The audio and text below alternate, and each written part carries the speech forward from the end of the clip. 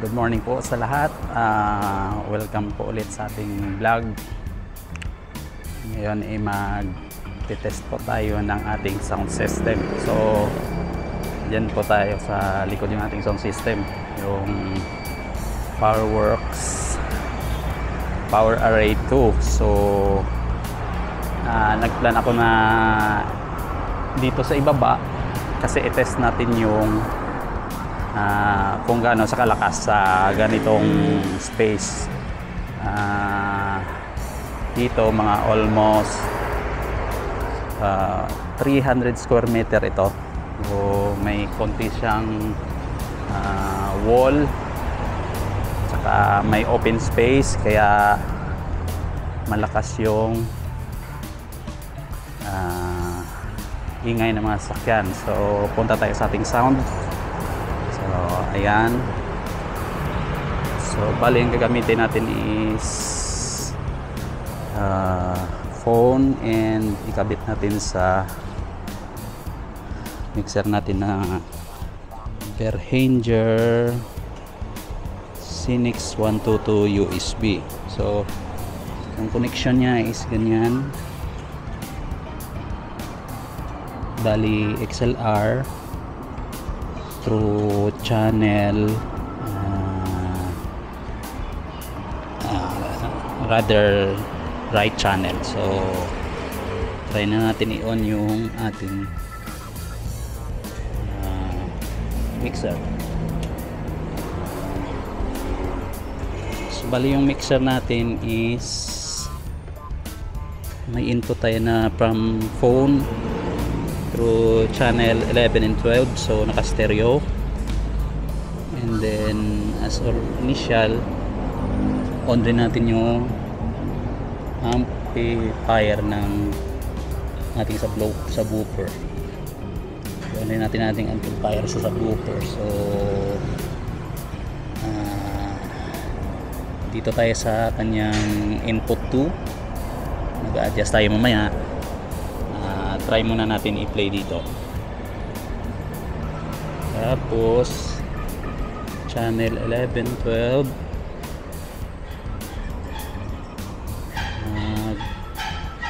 input ako ng konti lang. Tapos dito dial natin ng 12 o'clock saka 1 o'clock yung ating speaker. So sorry kaya pala hindi umilaw. Sorry, may isang switch pa pala sa output ko. So yan na. Ayan, tingnan natin. Oops.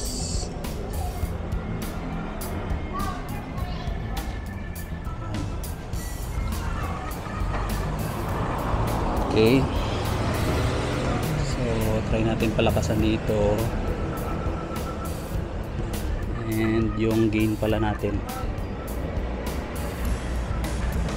Okay,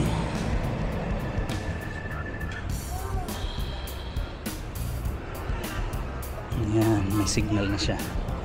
So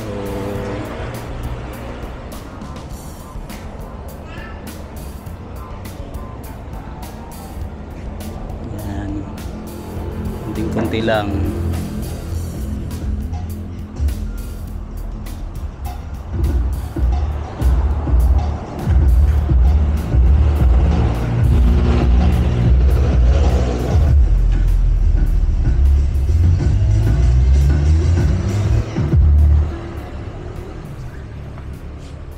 Okay. Next song.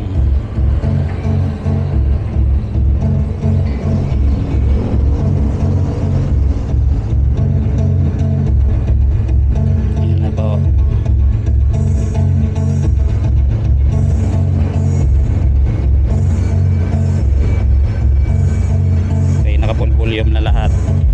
So doon na lang tayo mag-adjust sa ating motor. Yan.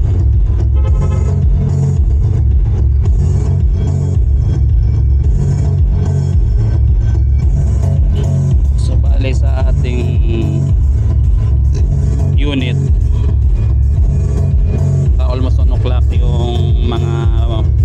main volume tsaka yung subwoofer. Kasi 3 o'clock natin yung input.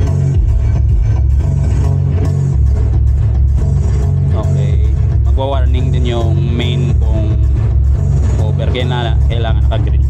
So dito tayo sa harapan. Ayan.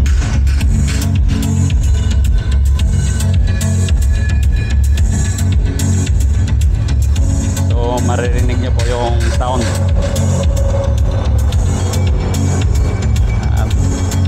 Bali itong unit sa specs na review natin, ito ay 660 RMS at saka 2000 watts yung peak power.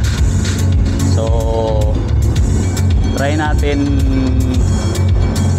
mag-ikot-ikot dito kung maririnig pa rin yung kanyang sound.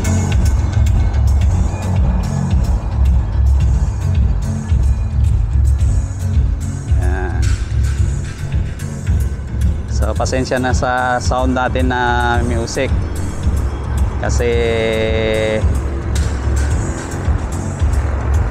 i-counterfeit ni YouTube pag iba yung non-royalty na ginagamit natin.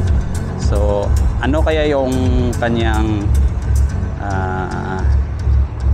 sound kung tumayod tayo dun sa kabila ng karsada. So ito mga bali almost 20 meters na po ito yung distansya natin sa kanya. So maririnig naman ng mabuti yung kanyang audio. So try natin puntahan doon sa kabilang kalsada kung anong mangyayari. Maririnig pa siya. So labas tayo Pinapanood tayo ng ibang tao yung ginagawa natin.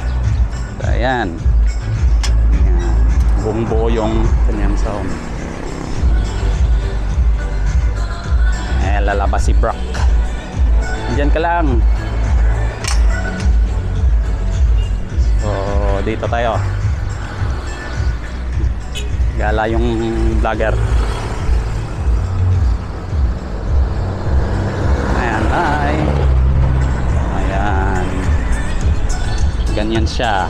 Mga almost 24 meters tayo. Ayan, maririnig pa rin siya. So pag wala ng sasakyan, tawid tayo dun sa kabila kung hanggang pa dun yung tawid tayo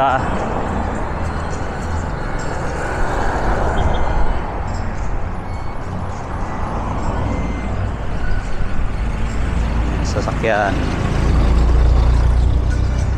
dito, rinig pa naman pero siyempre yung sound nya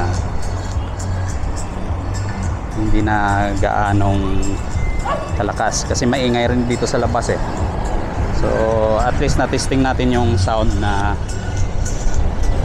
ganyan kahit malayo, mga almost 35 meters, sobra pa nga eh, o 40 meters na to. So audible pa rin yung kanyang music. So nagbabase yan kasi yan sa yung source. Pag malakas yung kanyang source, mas malakas yun yung iba to ng ang ating speaker. So balik tayo dun for more sound test ng ating speaker. Ayan. So kahit 12 o'clock lang yung or 1 o'clock lang yung kanyang bass, maganda na yung bato. Kasi para sa akin hindi naman kailangang matigas yung baho, smooth lang kasi parang destructive na rin yung at saka masakit sa tenga ganyan. Ayan, so yan po ang sample natin. So sa mga kumukuha ng details nitong Powerworks, yan po yung sample natin dito. So ito almost 4 meters, 4 to 5 meters yung distance. Ganyan yung kanyang sound. Salamat sa pag-review ng ating sample na sound test. hanggang sa muli, maraming salamat and subaybay lang po sa ating video dito sa ating channel. So God bless po sa lahat and goodbye.